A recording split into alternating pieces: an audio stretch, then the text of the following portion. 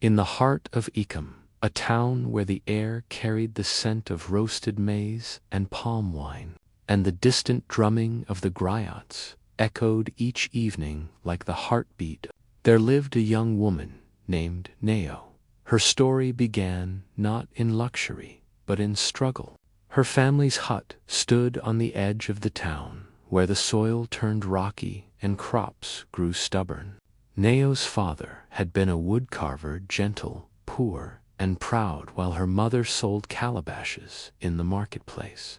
When illness swept through Icum and took her father, leaving behind nothing but unpaid debts, Nao was still a girl. She watched as her mother's eyes dimmed with exhaustion and shame, and she swore on that day that poverty would never again command her life. Even as a child, Nao had something about her that others noticed, a confidence that made elders pause before dismissing her, and a beauty that even the jealous could not deny. She learned quickly that the world responded to appearances, how a smile could open doors faster than a plea, how grace could turn attention into opportunity. As she grew, she began to understand the invisible web of influence that controlled Ecum, the chiefs, traders, priests, and the council of elders who decided which families rose and which fell. Nao studied them from afar, the way they spoke in slow, heavy tones that made their words sound like laws, the way their wives bowed with silence but ruled from the shadows. Every gesture, every laugh, every glance was a move in a silent game that governed the town's power. By the time she turned 18, Nao had already begun to weave her first threads into that game. She started by befriending the wives of merchants, helping them with errands and listening carefully to their gossip. Through them, she learned who was trustworthy, who was greedy, and who could be easily swayed by a kind word. Then she charmed the servants of the chiefs, winning their loyalty with gifts of food and kind laughter. Within months, she knew more secrets than many elders. When the chief's council held public gatherings, Nao would appear dressed in vibrant kente cloth that shimmered in the sun, her head high, her eyes calm but knowing. The men noticed her, some with admiration, others with envy, but all with curiosity. Soon she was invited to the feast of the harvest moon, where only the respected were allowed. There, she danced gracefully, her steps measured like poetry, her laughter soft but deliberate. When she spoke, her voice was like honey over smoke-sweet, yet with a strength beneath it. The town began to whisper her name in the same breath as they spoke of prosperity. She advised traders on where to sell their goods, told farmers when to plant according to the winds, and soon, when her words proved true, they returned to her for more. In a year, her small hut was replaced by a compound of brick and clay, and her mother wore wrappers of bright indigo. But even as her wealth grew, Nao's eyes stayed fixed on the horizon. She did not crave riches for their own sake. She craved control, for she had learned that in Icum, gold could buy respect, but influence could buy obedience. And, though tongues wagged, claiming she used her beauty as a weapon, Nao merely smiled, for she knew that the same people who gossiped by day would come to her door by night seeking her advice. Still, in the quiet of the evening, when the drums faded and the stars glittered over the red roofs, she sometimes wondered if there was a price to her ambition. But when she looked back at the path she had come barefoot, hungry, and invisible, she whispered to herself that anything lost in the pursuit of power was a sacrifice worth making. Thus began the rise of Nao, the woman who learned to play the world like a drum, each beat. The days that followed Neo's rise turned Icum into a stage where every move she made was watched and whispered about. Yet she walked through the gossip like a queen through incense, smoke-untouched and untamed. Her compound, with its red brick walls and carved wooden doors, became a gathering place for the ambitious, the curious, and the desperate. Men of wealth and power came seeking her thoughts on trade and politics, and women came seeking charms for their husbands' love or blessings for fertility. Neo offered neither magic nor false hope, only wisdom, and that was rarer than gold. Her words carried the rhythm of truth and flattery, so carefully balanced that no one could tell where one ended and the other began. She had discovered that men with power loved to believe their brilliance was being admired, and Neo mastered the art of letting them think so. Soon, her influence spread beyond Icum. Traders who traveled to neighboring villages spoke of her as the woman whose words bring fortune. Chiefs began to send messengers to her door, asking for her guidance on matters of dispute and alliance. She never turned anyone away, but she also never gave all her truth at once. Each answer came wrapped in mystery, forcing them to return for more. It was during this time that Neo met Obero, the wealthiest man in the province, a chief whose name carried both fear and reverence. He had built his fortune through trade in salt and ivory, and his word was law from the forest's edge to the river mouth. When he first came to her home, the air in Icum seemed to pause.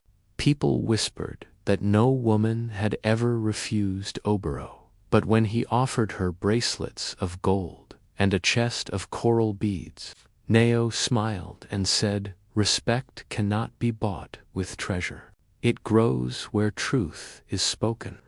Her answer surprised him, and from that day he began to visit often, not as a conqueror but as a student. They spoke of the future of Icum, of justice, and of the restless youth who sought purpose. He began to see her, not as a woman to possess, but as a mind to admire. And though Neo kept her composure, she knew his admiration was a blade that cut both ways, sharp with opportunity and danger. Yet, where others saw danger, she saw doors. Through Obero, Neo gained access to the council, to decisions that had once been whispered in dark rooms. Her voice began to shape the market's direction, the taxes, even the marriages of noble families. But fate, like a hunter, often follows the trail of pride.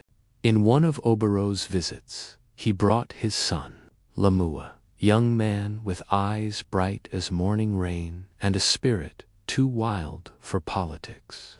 He admired Neo instantly, not just for her beauty, but for her strength. Their conversations began with courtesy but soon grew into something deeper. Lomu would bring her rare fruits from his travels, tell her stories from distant lands, and listen to her words with a devotion his father could not match. Neo tried to remind herself that she was walking on dangerous ground, but the more she tried to pull away, the stronger the thread between them became. The town noticed. At first, whispers fluttered like harmless birds, but soon they grew into storms of accusation. Some said she used charms to control father and son. Others said she sought to rule through them both. Yet Neo.com, as the river before dawn, ignored the noise. She told herself that people always feared what they could not control. Still, in her quiet moments, she began to sense that the balance she had maintained for so long was beginning to tilt. She had woven her web too wide, and even the most perfect web trembles when the wrong fly lands upon it. For the first time, the woman who commanded everyone's heart began to feel the faint pulse of uncertainty inside her own. The air in Ecom grew heavy with unspoken words, and even the birds seemed to hush when Neo passed through the market. What had once been admiration in people's eyes now flickered with suspicion, the way light dances before a storm. She could feel the shift in the wind. The same men who once praised her counsel now avoided her gaze, and the women who once sought her advice began whispering behind her back. Rumors had sprouted like wild grass, watered by jealousy and fear. They said she had woven spells around the powerful, that she had ensnared both Obero and his son with unseen charms, and that the council's decisions were no longer guided by the ancestors, but by her whispers. Neo pretended not to hear.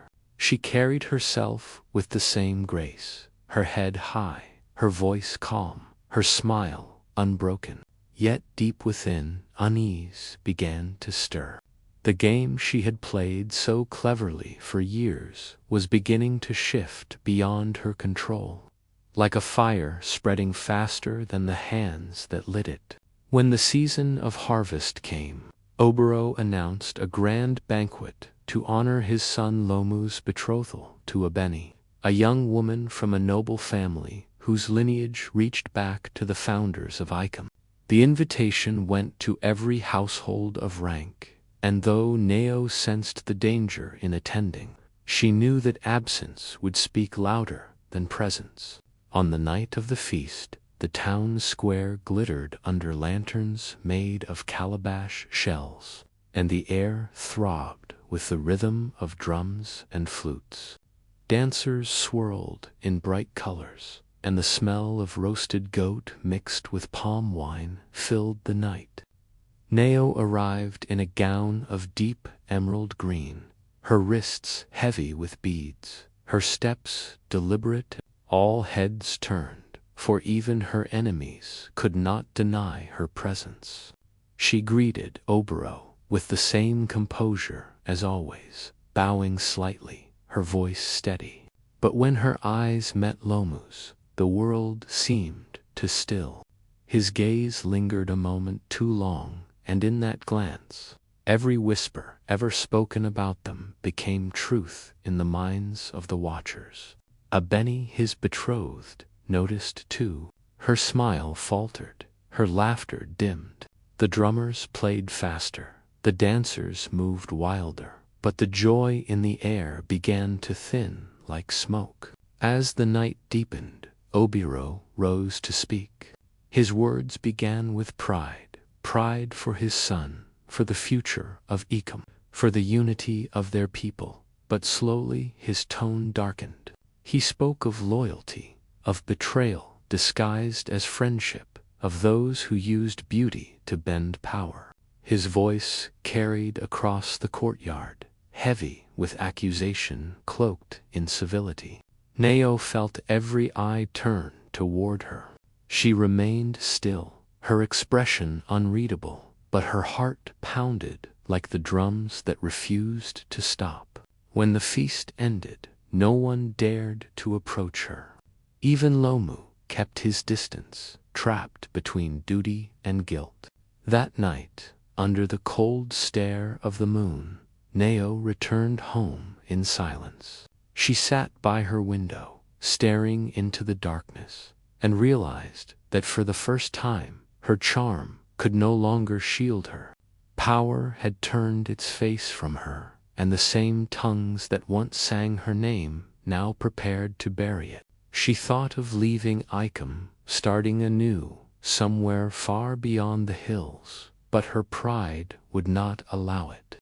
"They made me with their envy," she whispered, "and they shall see the woman they have created." Yet even as she spoke, the wind outside howled like a warning, and the shadows on her walls seemed to move closer, as if the spirits of her ambition had finally come to collect their due. When dawn crept over Ecum, the morning after the banquet, the town was already alive with murmurs that rolled through the streets like a slow-moving storm. The story of the feast had spread from one compound to the next, every tongue adding spice to the tale. Some said Obero had publicly cursed Neo. Others claimed Lomu had confessed his love for her before the entire gathering. No version was entirely true, yet each carried enough poison to wound her deeply. As the sun climbed higher, Neo could feel her name slipping from power to disgrace.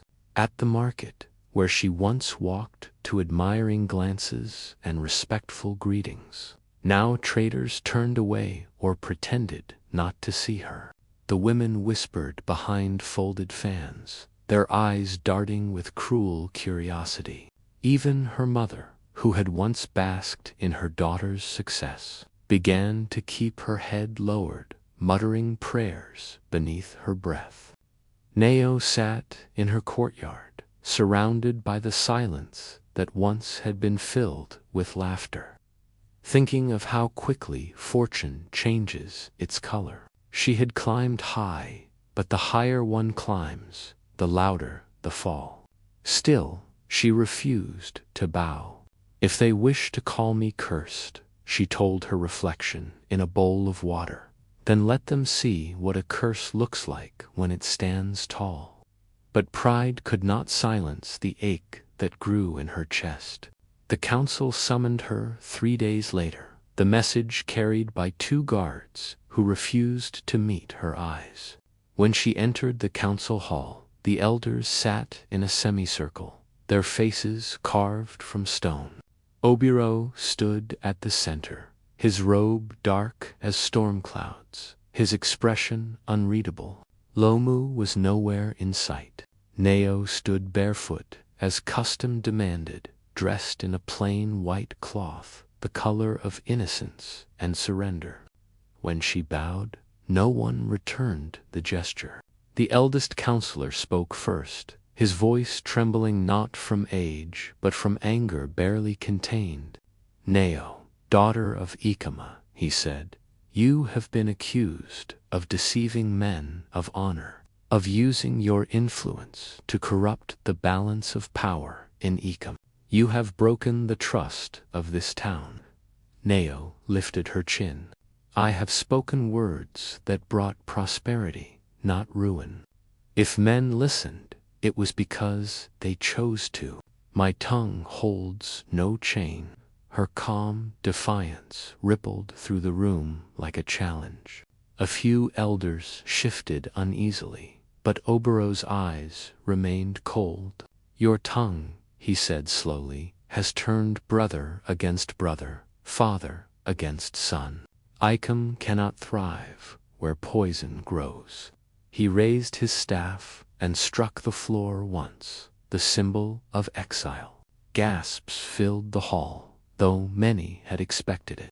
Neo's mother cried out in the crowd, but Neo herself did not flinch. She simply nodded, her eyes steady, her pride unbroken. "You may strip my name," she said, "but you cannot strip my worth. I built myself from dust. I will rise again, and the dust will remember my feet." Without another word, she turned and walked out, her white cloth brushing against the red earth, her shadow long and silent behind her. Outside, the sky darkened, and thunder rumbled in the distance. As she reached her gate, the first drops of rain fell, heavy, slow, cleansing. The villagers watched from their windows, whispering that even the heavens had chosen sides. But to Neo, the rain felt like baptism, not punishment. Each drop washed away the weight of pretense, leaving only truth and defiance. She stood beneath it until her hair clung to her skin and the ground beneath her turned to mud. And when she finally spoke, her voice was soft but firm, Let them forget me if they must. Power was never given to me. I took it, and one day I shall take it again." Her words were swallowed by the thunder as the storm broke fully, drenching the town and marking the end of Neo's reign and the beginning of her rebirth. For many moons after her exile, Neo vanished from the heart of Icum like a song forgotten after the drums have stopped. Some said she had fled into the forests, where spirits whispered to the wind. Others claimed she had crossed the great river to start anew among strangers. But in truth, she had only moved to the outskirts, a quiet piece of land where the road met the hills. There she built a small hut with her own hands, trading her fine garments for simple linen, her bracelets for clay pots, and her pride for peace. The woman who had once spoken in council meetings now spoke only to the trees and the stars. Yet even in silence, Neo remained Neo.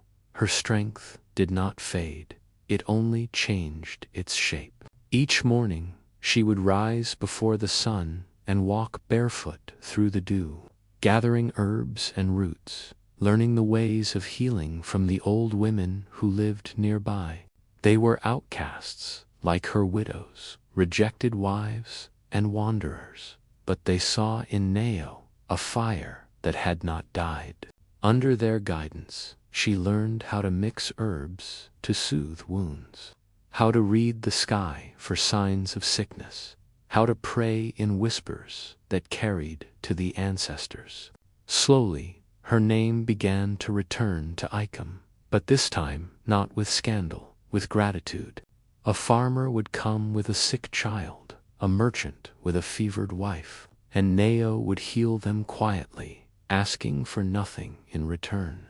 "Let the ancestors see my hands clean," she would say, and her touch became known for mercy rather than manipulation. Still, she did not forget her past.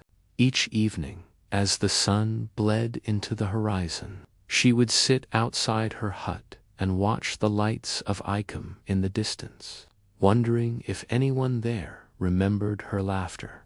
The years softened her, but they also sharpened her understanding of people, how easily they adored, how quickly they turned away, and how rarely they forgave. Yet she no longer sought their forgiveness. What she sought now was balance, the kind of peace that could only come from within. The seasons turned.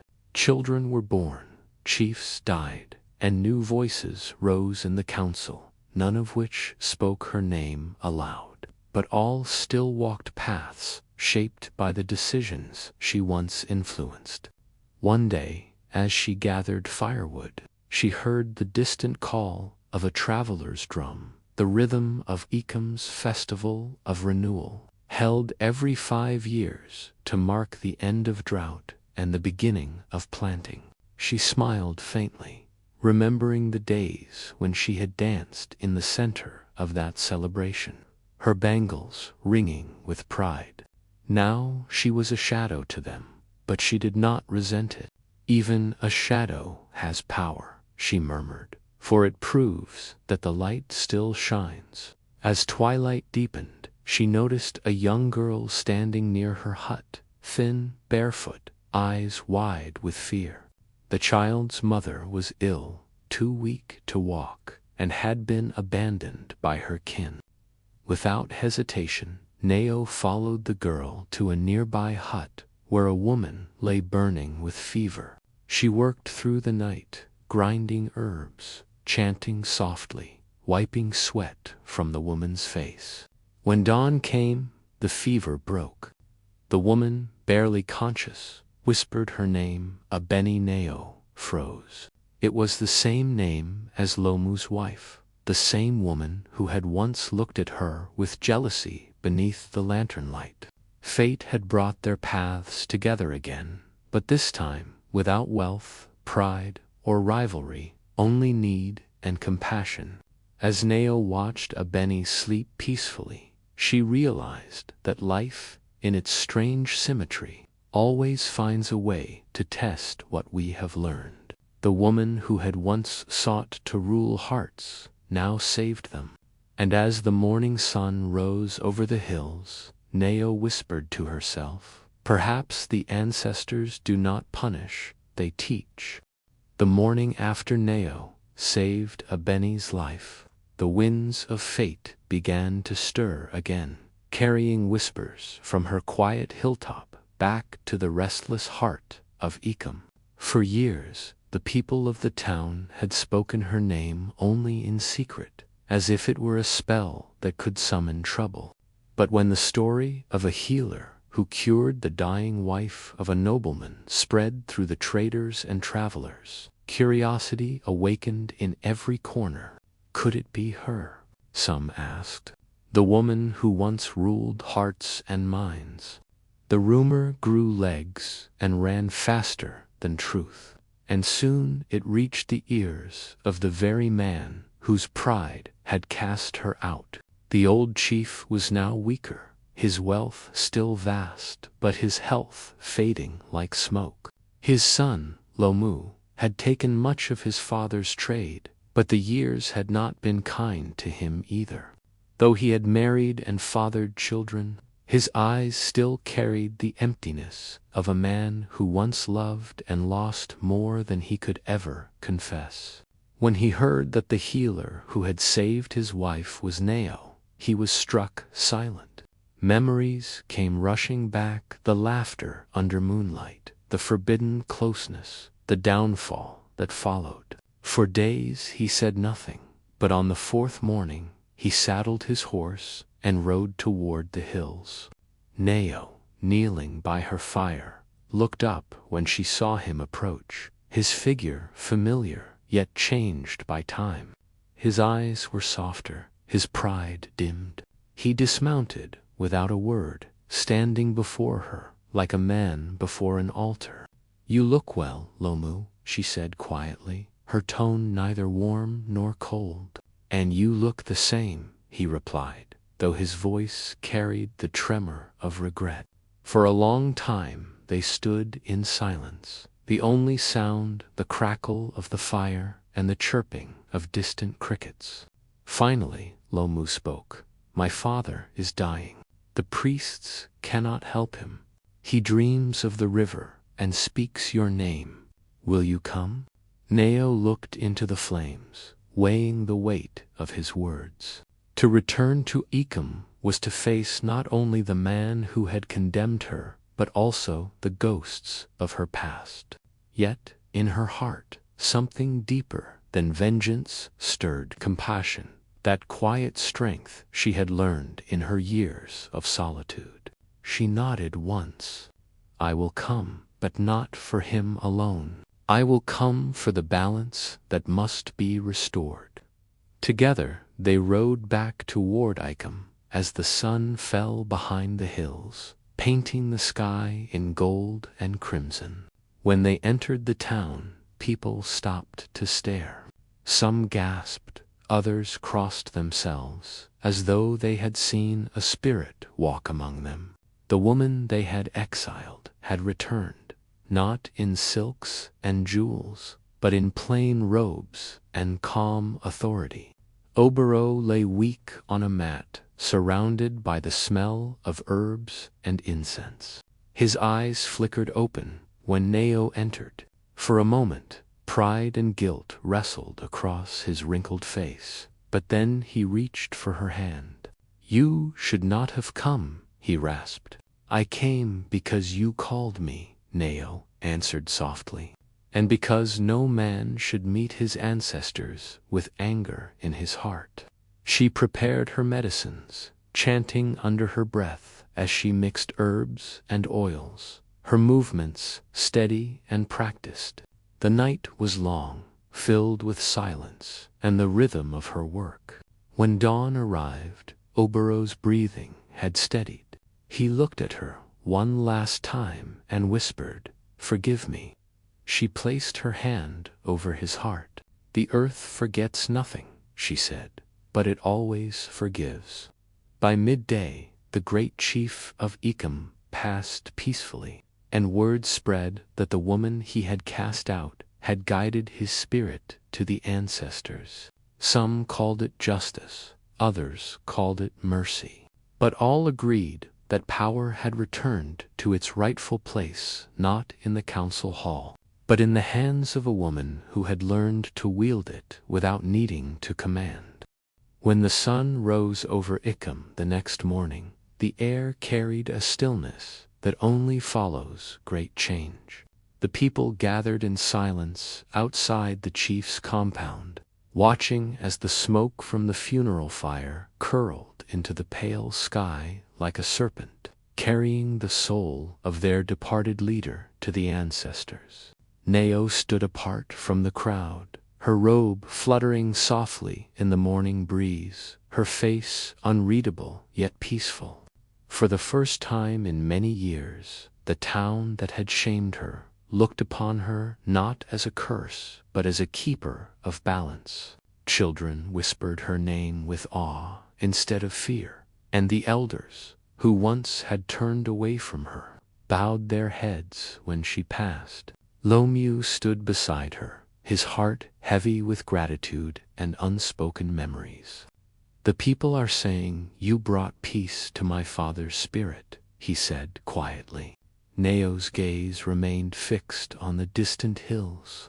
"I did nothing more than what the ancestors demanded," she replied. The cycle needed closing. There was a pause, long and tender. Then she added, "Do not let your father's power die with him. Let it be reborn in justice." Lomu nodded, understanding that true power lay not in gold or authority, but in humility and service. Days turned into weeks, and as the rains began to fall, life in Icum shifted in rhythm. The old ways of greed and secret deals slowly gave way to fairness and open counsel. The market thrived again, the river seemed to sing louder, and the town, for the first time in decades, felt alive with hope. Yet Nao knew her time there was ending. One evening, as the sky bled red over the horizon, she visited the river where it had all begun. The same waters that had once reflected her ambition now shimmered with peace. She knelt by the shore, touching the cool surface with her fingertips. "I have paid my debt," she whispered, "and learned that beauty fades, but wisdom endures." Behind her, Abini appeared, the little girl who was no longer so little. She had grown strong and radiant, her eyes filled with the light of those who had been taught by both pain and love. "Are you leaving again, Mother Nao?" she asked softly. Nao smiled faintly, turning toward her. "I am not leaving," she said. "I am returning to where the earth listens." She placed her hand gently on Abini's shoulder. "You will stay here. Teach them what you have learned. Heal when others destroy. Speak when others hide. That is the true power I once forgot." As the moon rose, Nao walked into the forest path that led toward the hills, her figure slowly blending into the mist. The people of Icum said that on nights when the wind whispered through the trees, you could still hear her voice, part prayer, part song, floating through the air like the memory of forgiveness. Years passed, and Abini became known as the great healer of Icum. Under her guidance, the town flourished, and women held seats in the council for the first time. Statues were never built for Nao, but her story became a legend told by firelight of a woman who once sought power through others, only to discover that the greatest power is the one that lies within. Travelers who passed through Icum spoke of a figure they sometimes saw at dusk, a tall woman in a flowing robe standing by the river, her reflection merging with the water, her eyes full of knowing. Whether spirit or memory, no one could tell. But all agreed on one truth: Nao's flame had never died. It lived in the hearts of those who believed that redemption is not found in gold or revenge, but in the courage to face one's own shadow and choose light.